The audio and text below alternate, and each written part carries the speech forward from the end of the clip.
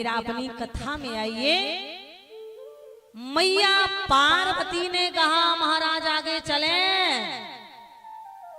शंकर जी बोले इससे कोई आगे गया है कि तुम ही जाओगी।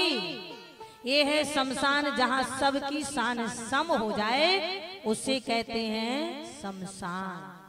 चाहे चीफ मिनिस्टर हो, प्राइम मिनिस्टर हो या कोई भी हो। इसीलिए महाराज इससे कोई आगे नहीं जाएगा। पार्वती जी नई नवेली दुल्हन में थी। पार्वती जी ने हाथ जोड़ा, महाराज किसी से मिलना भी है या नया नया विवाह हुआ है तो किसी से मिलना भी है। शंकर जी बोले चिंता मत करो, बैठ जाओ, सब आ करके यहीं मिले। कोई आगे आएगा कोई पीछे आएगा, पर आएंगे सब यहीं, सब आ करके यहीं मिलेंगे। इसीलिए महाराज कहा गया है शमशान। किसी विद्वान ने भी 2 लाइनों में बड़ा अच्छा लिखा है कि सैर करने हम गए दिल में कुछ अरमान थे। सैर करने हम गए दिल में कुछ अरमान थे। एक तरफ जंगल ही जंगल, एक तरफ शमशान थे। पैर हड्डियों पे पड़ा, पैर हड्डियों पे पड़ा, हड्डियों के क्या बयान थे। ए मुसाफिर संभल के चल, हम भी कभी इंसान थे, हम भी कभी इंसान थे। जब भोले बाबा ने कह दिया कि इससे आगे नहीं जाएंगे, तब मैया पार्वती बैठ गई।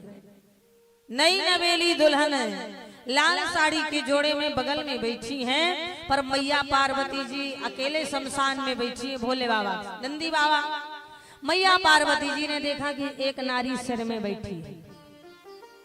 पार्वती जी ने कहा क्या नाम है, जरा नीचे आइए, कम से कम 1 से 2 लोग हो जाएंगे तो बैठ के बतियाए लेंगे।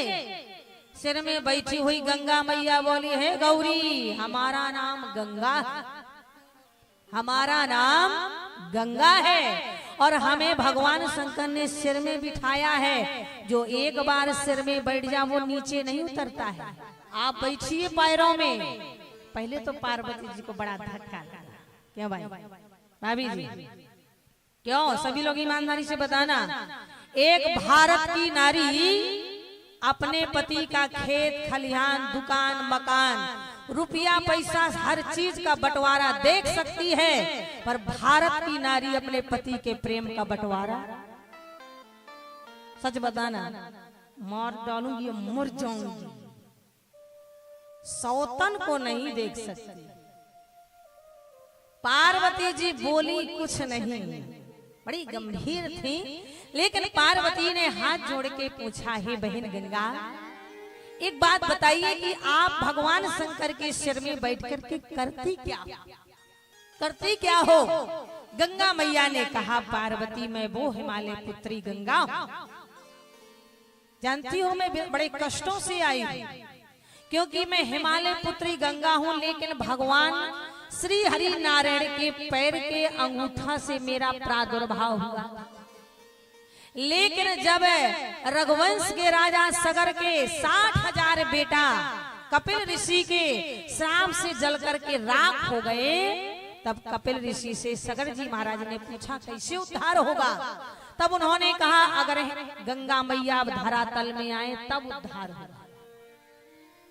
10 पीढ़ियां चली गई, गंगा मैया नहीं आई।